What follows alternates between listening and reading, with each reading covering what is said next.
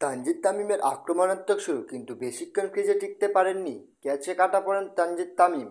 তখনও আক্রমণাত্মক সাইফ হাসান সিসেলসের বলে মিড উইকেটের উপর দিয়ে মারেন বিশাল ছক্কা, কিন্তু লিটন ও সাইফ হাসানের বাজে শট সিলেকশন, দুইজনেই ক্যাচে আউট হয়ে প্যাভিলিয়নে ফিরে যান।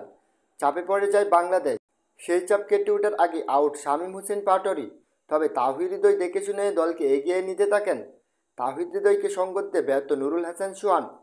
ম্যাচের এই মুহূর্তে এমন উইকেট মেনে নেওয়ার মতো না, তাওহিদ হৃদয় বেশিক্ষণ টিট হতে পারেননি। 25 বলে 28 রান করে ফিরে যান প্যাভিলিয়নে।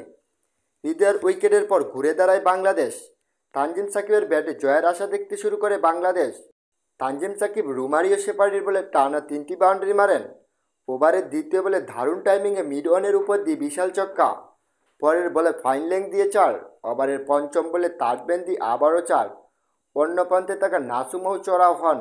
নাসুম একটি ছক্কা 2টি 4 হাঁকান।